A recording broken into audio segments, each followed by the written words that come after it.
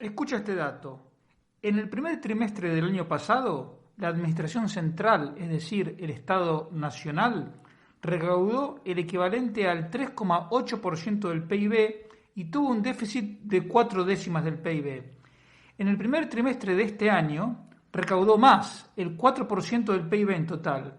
Pero sin embargo, el déficit subió hasta el 1% del PIB.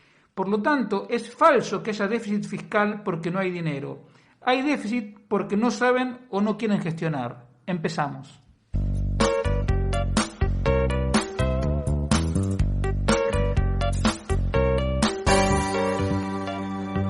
Economía Hoy, con Diego Barceló. Hola, bienvenido a esta nueva edición de Economía Hoy, como siempre con la ayuda fundamental de Miguel Martínez en el control. Recuerda que te puedes poner en contacto conmigo a través de las redes sociales. Soy @diebarceló, tanto en Twitter como en Instagram y Parler.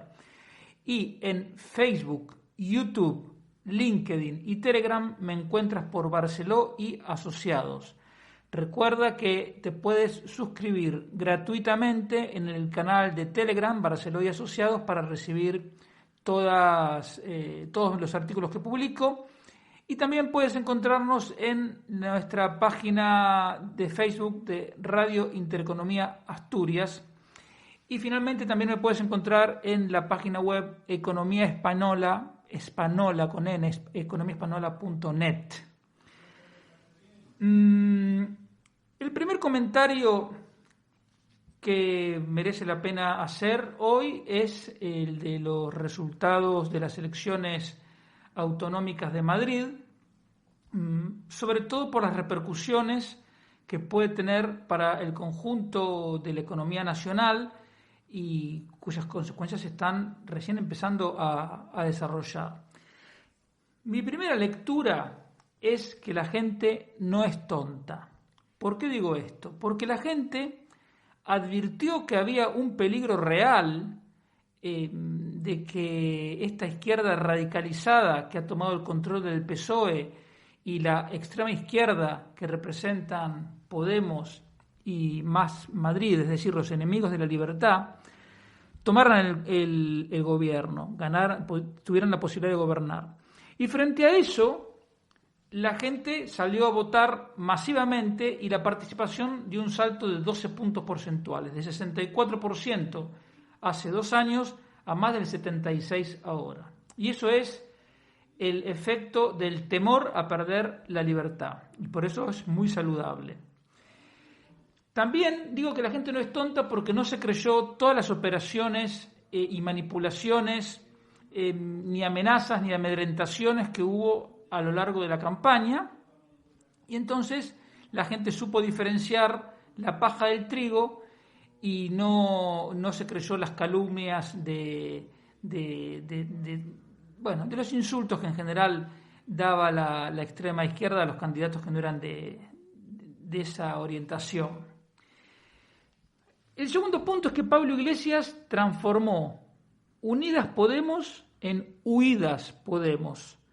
Porque la verdad, no nos sorprende del personaje, pero unos días antes, en la cadena 4, le habían preguntado explícitamente si él se iba a quedar en la Asamblea de Madrid, fuese cual fuese el resultado. Y él respondió que él iba a estar donde la gente lo pusiera. Es decir, dice, yo fui eurodiputado, fui diputado, fui vicepresidente y voy a estar donde la gente me coloque. Un desprecio absoluto por sus votantes y un desprecio absoluto por la verdad, porque él ya tenía tomada su decisión de irse. Tal vez se va porque tiene una posición económica personal saneada, tal vez se va porque quiere hacer un programa de televisión. Vaya a saber cuáles son los motivos reales. Lo que yo añadiría son 2 cosas. Primero, le reconozco que como jugador de ajedrez estuvo listo. ¿Por qué? Porque si la candidata hubiese sido Isa Serra, los resultados de Podemos hubieran sido peores. de todas maneras, Podemos no empeoró los resultados, incluso ganó votos, pero eso fue gracias al efecto de Pablo Iglesias. Sin su candidatura, es decir, si la candidata hubiese sido Isabel Serra, los resultados hubiesen sido sin ninguna duda peores y Pablo Iglesias habría tenido que dimitir igual. Por lo tanto, él se anticipó y dejó la vicepresidencia, y entonces así hay un grupo de gente al que le puede vender que lo hizo por el partido, por sus ideas, por cualquier cosa, como que asume la responsabilidad. Nada de nada. Pero insisto que estuvo listo. No vayamos a caer en la ingenuidad de creer que porque Pablo Iglesias no ocupe ningún cargo institucional, nos vamos a ver librado de él. Es muy probable que él tenga un programa de televisión o en alguna plataforma y él es muy hábil y va a poder seguir contaminando, intoxicando y difundiendo las ideas contrarias a la libertad, y por eso no podemos bajar la guardia. Sobre todo, y este es el tercer punto, que prácticamente casi una de cada cuatro personas, repito, en Madrid, votó por partidos comunistas, es decir, votó por Podemos o votó por Más Madrid. Estamos hablando de un total de 876.000 personas, casi 900.000 personas en Madrid, en una de las ciudades más libres de la Unión Europea, tuvieron la frivolidad de votar por el comunismo.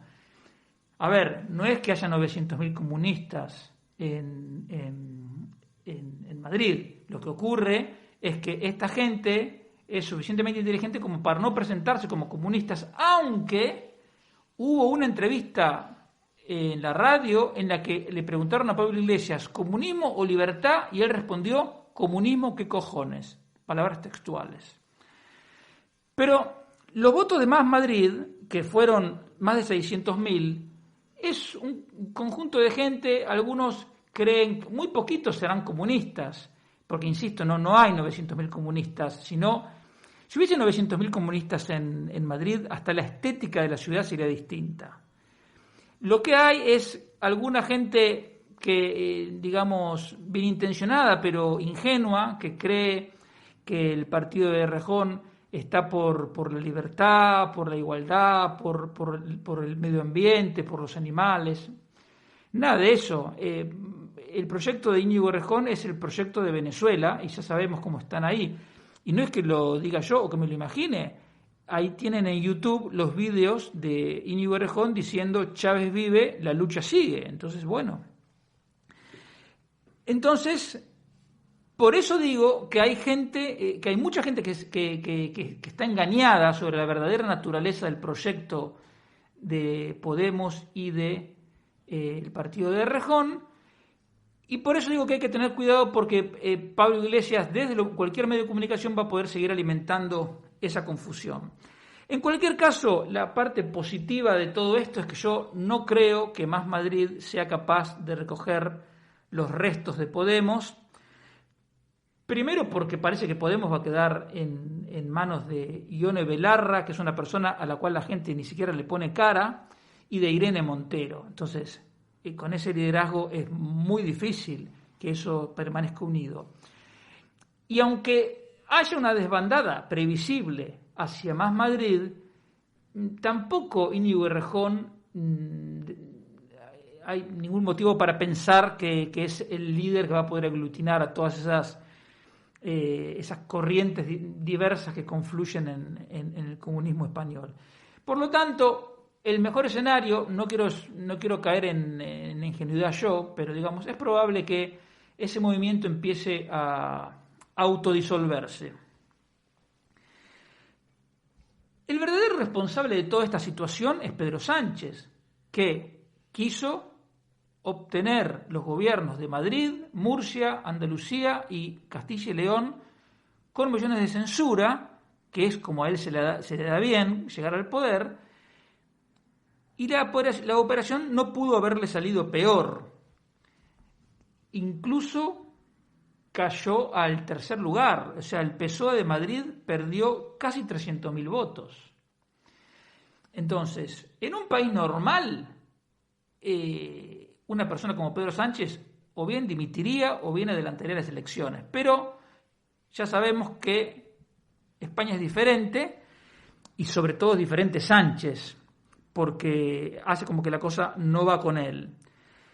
Gabilondo, que algunos lo presentan como un intelecto, digamos, casi del nivel de Einstein, yo creo que cometió el error de haberse presentado y de haber aceptado la candidatura y toda la manipulación.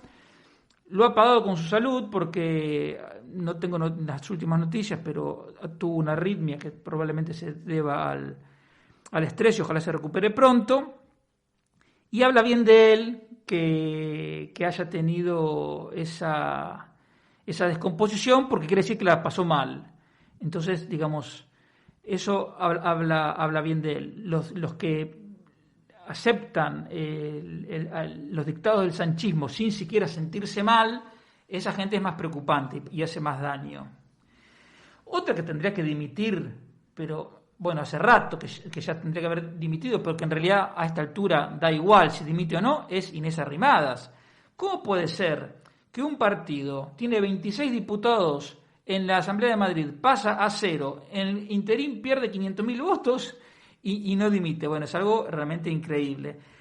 En cualquier caso, repito, la gente no es tonta. Todo el relato inventado por Inés Arrimadas de que ellos estaban haciendo lo correcto, de que porque había gente que se había vacunado antes de tiempo en Murcia, bla, bla, bla, la gente no es tonta, no se lo creyó y lo castigó. Y como siempre he comentado en este micrófono, felizmente Ciudadanos se encamina hacia su desaparición o irrelevancia, porque puede seguir existiendo como existe UPyD, pero digamos, es completamente irrelevante. Es lo que han, están recogiendo exactamente lo que han sembrado. Por lo tanto, no me da ninguna pena, no han cumplido ningún papel útil en la política. Son responsables, Ciudadanos es responsable de que hoy esté Sánchez en la Moncloa y sobre todo que esté Sánchez con Podemos. Por lo tanto, si desaparece Ciudadanos, pues mejor. Y los claros ganadores son Vox y el PP. En el caso de Vox, sobre todo, porque ha podido aumentar incluso un diputado cuando el escenario no le favorecía en absoluto, porque era un escenario de polarización. Y así todo, insisto, Rocío Monasterio pudo mejorar 43.000 votos y eso muestra que Vox es una fuerza cada vez más transversal y que los mensajes cortos y simples que van trasladando, no las autonomías, bajar los impuestos, no la inmigración ilegal, etcétera, la gente no los entiende ni como de derecha ni como izquierda, sino simplemente que los entiende. Entonces le está dando resultado. Y también la ganadora absoluta de estas elecciones, obviamente Isabel Díaz Ayuso, que más que duplicó los votos, ganó 900.000 votos, es decir, sumó todos los votos que había tenido el PP hace 2 años, más todos los de Ciudadanos, más un extra de mayor participación. Ahora, desde mi punto de vista, el PP cometería un error si generaliza estos resultados al conjunto del país, porque la situación de Madrid es absolutamente extraordinaria, en el sentido de que primero Isabel Díaz Ayuso fue víctima de un complot desde dentro de su propio gobierno y eso generó un efecto simpatía lógico. Es una persona que ya está gobernando, cosa que Pablo Casado no está gobernando, entonces la gente ya tiene una gestión para comparar y dice, bueno, yo quiero que esta mujer siga.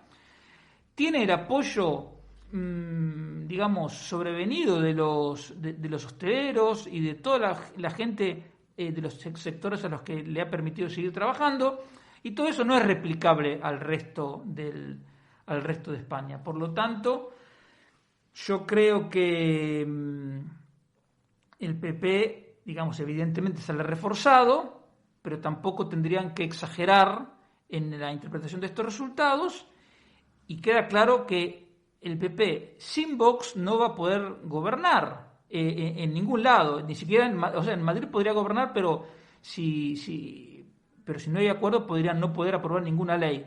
Entonces, lo mejor sería que llegaran a una especie de acuerdo, como si fuese de coexistencia de algunos objetivos comunes, como mínimo el objetivo común de terminar con el sanchismo-leninismo, y dejarse de esas historias de buscar la centralidad cuando estamos, insisto, cuando estuvimos a las puertas de que los enemigos de la libertad gobiernen en Madrid.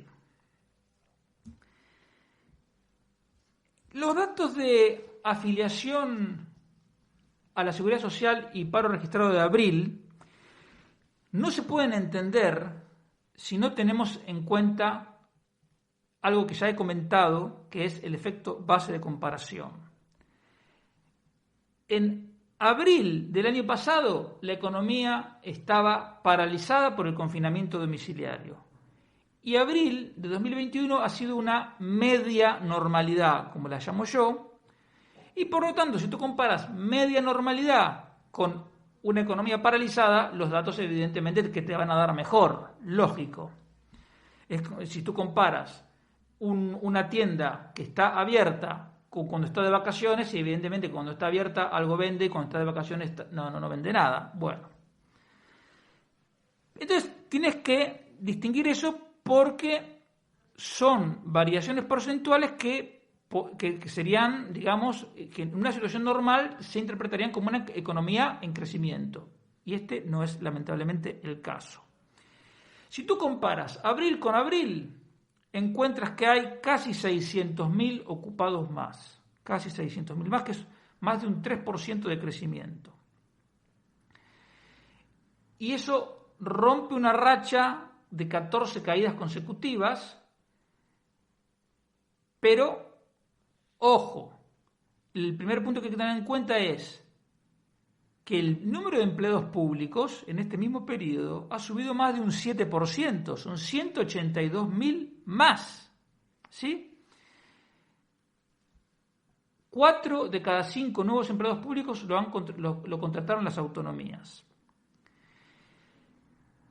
Y el segundo punto que hay que tener en cuenta es que entre el empleo privado, que creció un 2,6%, se están incluyendo 640.000 personas en ERTE. Entonces, si tú tienes en cuenta que un tercio de todo el aumento del empleo es por el crecimiento del empleo público y que además estás contando como ocupados a más de 600.000 personas en ERTE, ya con eso solo te das cuenta que el 3,2% de incremento que tienes cuando comparas el dato de afiliados de abril 2021 con abril 2020, digamos, es más algo estadístico que una cosa que tenga que ver con el crecimiento de la economía. Y bueno, si tú miras los datos de contratos firmados, bueno, la confusión es total. Los contratos fijos subieron, casi se triplicaron prácticamente, subieron un 180%. Y los temporales se duplicaron. Pero claro, si tú miras los datos, la serie de datos históricas, ¿qué ves? Ves que los contratos fijos que se firmaron en abril, 164.000, son menos de los que se firmaron en abril del 2007, hace 14 años. Y de la misma manera, se firmaron ahora en abril casi 1.200.000 contratos temporales. Bueno, eso, a pesar de que es el doble que el año pasado, es más o menos lo mismo que se firmó en abril del 2005, hace 16 años. Entonces, te repito, no te puedes dejar engañar por las tasas de variación tan impactantes, porque la realidad es otra. Y de la misma manera, el número de parados registrados moderó su avance. Igual siguió subiendo. Ahora subió un 2%. Pero hay varios segmentos del mercado de trabajo que están mostrando incrementos todavía muy grandes, muy altos. Por ejemplo, Los inmigrantes, en el caso de los inmigrantes, ya van 16 meses seguidos en que sube el paro, y no precisamente poco, porque en abril subió un 16%. Entre los que buscan su primer empleo, el paro subió un 31% en un año, y entre los menores de 25 años subió un 12%. Solo con eso te das cuenta que la cosa está mal. Y el punto, digamos, para que mejore el mercado de trabajo, ¿qué se necesita? Bueno, el ministro Garzón te diría que es que el sector público tiene que salir a contratar a más gente. Bueno, digamos, hablando de gente que entiende un poco del funcionamiento, gente que piensa como en este mundo, digamos, lo que se necesita es que las empresas se recuperen, porque en las empresas privadas trabajan 7 de cada 10 personas. 7 de cada 10. El resto son autónomos y empleados públicos. Y con las empresas pasa lo mismo. Después de haber caído 15 meses seguidos, ahora mejoraron un 1%, pero también por el efecto base comparación, porque el número de empresas de ahora es un 9% más bajo que el de 2009. 9% más bajo que el de 2009. Entonces, que hace 12 años. Entonces, es imposible que aumente el empleo si no aumente la cantidad de empresas, si no la gente dónde va a trabajar, a no ser que pretendan que todos sean autónomos. Hay una cosa que es difícil de explicar, pero que es positiva, que es que los indicadores de confianza que publica la Comisión Europea muestran en abril una subida, un repunte importante, tanto en la industria como en el comercio, en los servicios y en los consumidores. No sé si tendrá que ver con el proceso de vacunación. Insisto, es algo positivo y vamos a ver si se mantiene o es una golondrina que no hace verano. En todo caso, lo que hay que tener en cuenta es lo siguiente. Estamos en una economía muy frágil porque hay dos riesgos macroeconómicos de primer orden, que son el déficit fiscal, que está absolutamente disparado, y la deuda pública, que es de más del 120% del PIB, es decir, más del doble de lo que nos exige el Pacto de Estabilidad. Para el gobierno estos riesgos es como si no existieran. Entonces, mientras esos riesgos no sean atendidos, cualquier recuperación va a estar cogida con alfileres. Y mucho más cuando esa recuperación es en realidad fruto de un accidente estadístico como el que te cuento de los datos de abril por el efecto base de comparación. No por casualidad, una vez pasadas las elecciones, el PSOE, el gobierno y el PSOE lo mismo, empezaron a difundir la letra pequeña del plan de recuperación que mandaron a Bruselas. Y lo llaman por componentes, componentes, como 30 componentes tiene. Y hay un componente, que el número 28, que es una muestra del, yo no sé si llamarle cinismo, hipocresía, la desfiguración del lenguaje, porque dicen una cosa y en realidad es exactamente lo contrario. El título es Modernización del sistema fiscal para un crecimiento inclusivo y sostenible. Claro, uno dice eso, ¿quién se puede oponer? Algo más moderno para que el crecimiento beneficie al conjunto de la sociedad y encima se pueda sostener, bueno, genial, descorchemos ya el champán.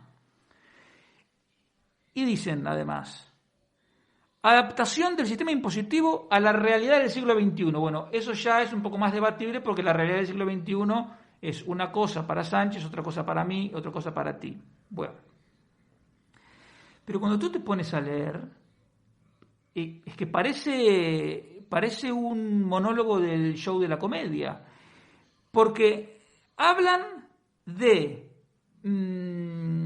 fomentar el crecimiento económico, la creación de empleo y mejorar la competitividad, todo a través de la subida de impuestos. Es verdaderamente, insisto, no se sabe si reír o decir esta gente que pensaban cuando escribieron esto. Y hablan, como siempre, de una reforma del sistema tributario para hacerlo más equitativo, más progresivo, como si no lo fuera ya, y más justo. Todos eufemismos, todo contrario a la realidad, porque ya te he dicho, pero te lo repito porque siempre merece la pena recordarlo, que la idea de los impuestos progresivos surge del Manifiesto Comunista. Y el Manifiesto Comunista es un texto pensado para demoler el capitalismo y el sistema de libertades y los mercados libres. Por lo tanto, los impuestos progresivos no son ni modernos, ni justos, ni equitativos. Es llevarnos a la ruina. Y aquí el gobierno se quita la careta del todo porque dicen que es necesario, dice que la reforma del sistema impositivo pasa necesariamente, otra falsedad, por acercar los niveles de tributación de España a la media de los países de la Unión Europea. Te quieren subir los impuestos en 70.000 millones de euros por año.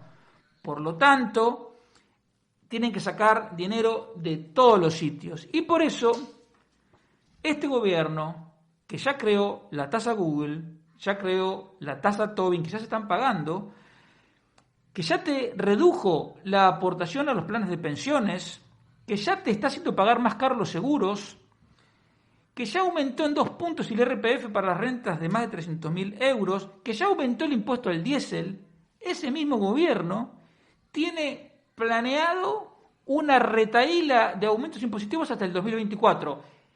Esperemos y crucemos los dedos que en el 2024 esta gente no esté en el gobierno, porque no me podría imaginar la situación de la economía española si Sánchez siguiese hasta el 2024. Te van a subir sucesiones, te van a subir patrimonio, van a crear un impuesto a los plásticos, otro a los residuos, van a subirte el impuesto de matriculación, otro a los gases fluorados, otra vez te van a subir el diésel, te quieren cobrar por el uso de las carreteras, quieren ponerle más impuestos al sector aéreo, que está casi quebrado y que lo han tenido que rescatar, y gravar más el uso de los vehículos. Lo que quiere, en definitiva, el socialismo es que la gente se mueva en autobús y en tren. Nos quiere, basta de coches, basta de motos, basta de furgonetas. Tú, si te quieres mover, tren o autobús, porque ni el avión te van a dejar. Y para mí, la frase más disparatada de todas, pero digamos que sintetiza la basura, porque esto es realmente una basura conceptualmente hablando, frente a la que estamos, dice que esta propuesta de reforma, que en realidad no es una reforma, es simplemente una subida de impuestos bestial, contribuye a la transición digital en un 30%, a saber cómo está hecho el cálculo, al gravar expresamente por primera vez a la economía digital. ¿Cómo? Pero, ¿quién fue la persona que escribió que se estimula la economía digital poniéndole un impuesto? Insisto, uno no sabe si reírse, si denunciarlos por falsedad, realmente no sé. Es una cosa indescriptible, pero es la gente que nos está gobernando. Entonces, lo que hay que esperar es que la economía continúe deteriorándose gradual o rápidamente. Eso dependerá de la cantidad de barbaridades que logren poner en práctica.